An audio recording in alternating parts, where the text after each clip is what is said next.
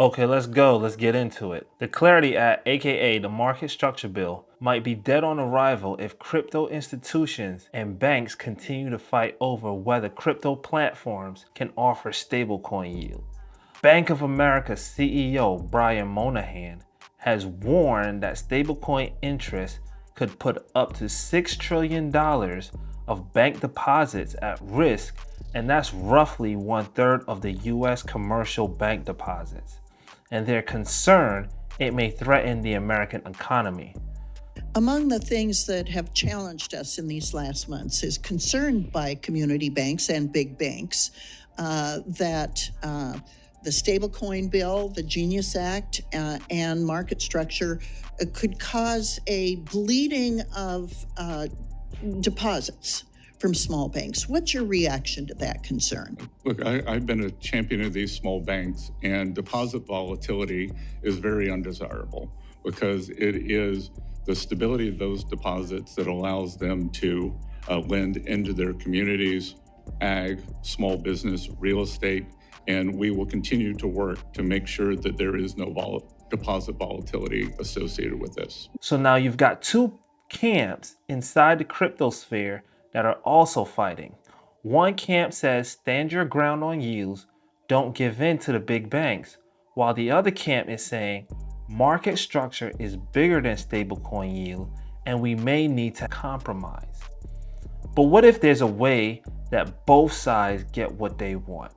Banks maintain steady deposits, crypto platforms continue to offer yield to their customers, and even a bonus feature. Everyday Americans get something we never talk about: access to wealth building opportunities earlier. When I started this channel, I said the American people need to start brainstorming and presenting solutions outside of the mainstream. So here is mine.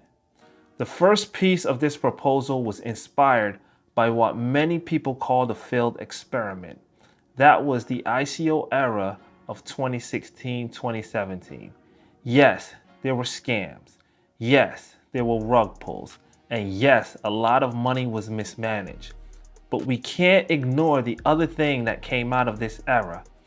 It showed the world that the internet could fund ideas at scale quickly.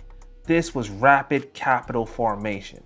Some projects raised tens of millions in a matter of minutes. EOS raised billions of dollars in a few months. Sometimes these projects had nothing more than just a white paper and a vision. This is a killer feature of blockchain: fundraising speed paired with global or at least broadened participation. So the question I ask myself is, can we refine and grow this capital formation power while increasing investor protection and decreasing scams? The answer is absolutely yes. The second piece is that we need security laws reform, and the Clarity Act would be the perfect time to do this.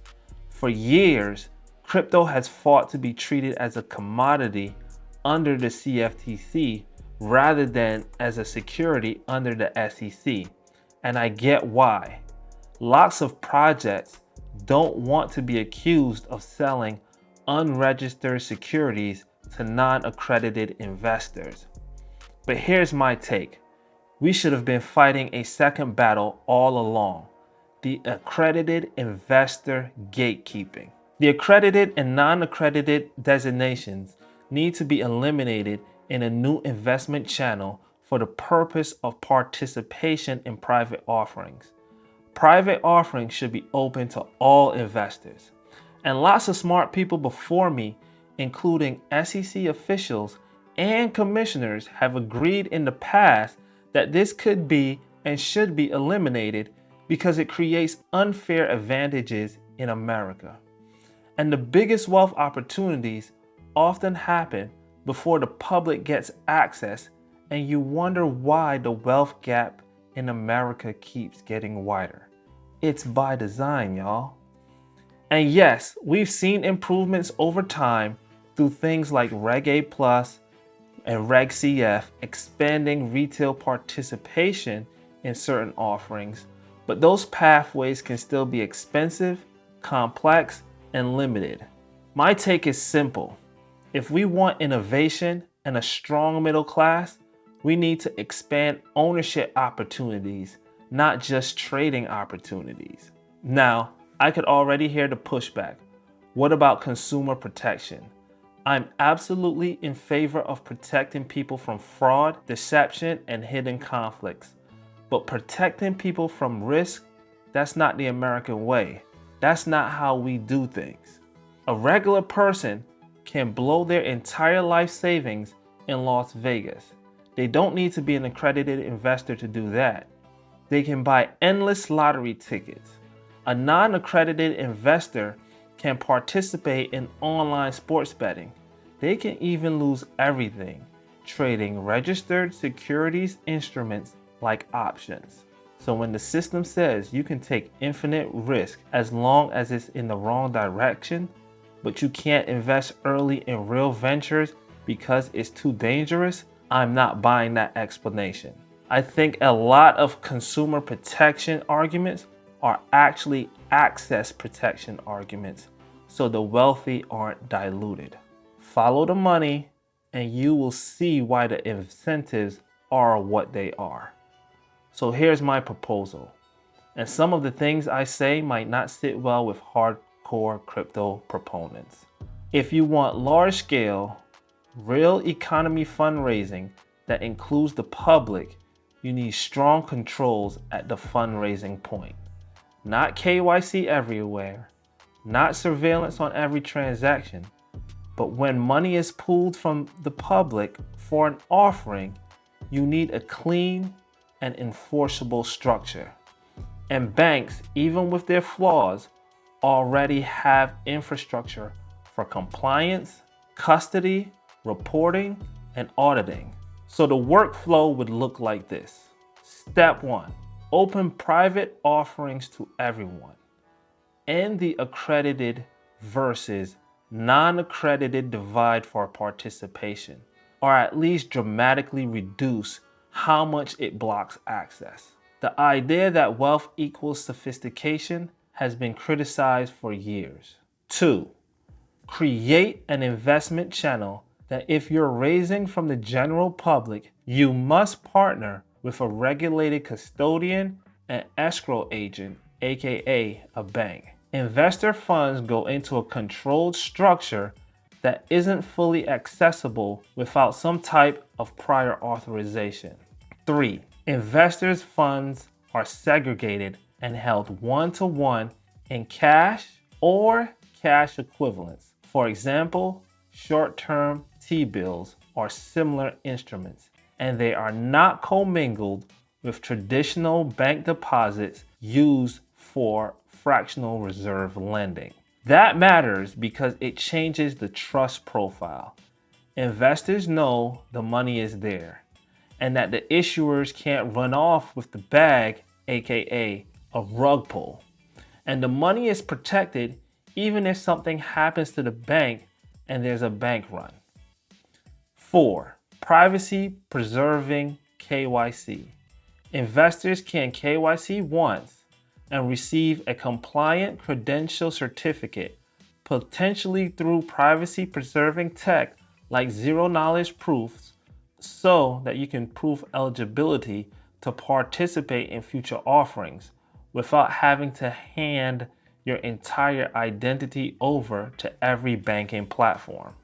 This is where I love to do a separate video because identity rails are going to be one of the biggest stories of the next decade. Let me know in the comments if you would be interested. 5, tranche-based funding linked to disclosure and milestones achieved. Issuers of offers don't get all the funds on day one.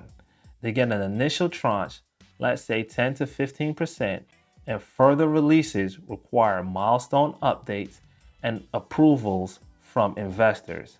This is the heart of it. It forces transparency, communication, and good financial stewardship. 6, governance that actually matters. Investors vote to release the next tranche, not governance theater. real governance tied to capital control. And all investors should receive tokens that potentially have dual functionality as a commodity governance token and as a security profit sharing token. Now, quick important note, profit sharing and revenue rights, that's securities territory. And this is why we should be fighting for security law reform. Now let's connect this back to stablecoin yield. Banks fear stablecoin yield because it competes for deposits. But under this new model, banks gain a new role. They become the regulated gateway for large-scale compliant capital formation. And because these funds are held in custody, specifically for an offering, investors aren't treating them like a savings account. This is committed investment capital, and it's released only in stages as government votes approach each tranche. This creates predictable windows where capital is sitting safely in escrow, waiting for the next milestone. During windows, banks can place a portion of those segregated balances into short-term U.S. Treasuries, which are cash equivalent instruments, under clearly disclosed rules, of course.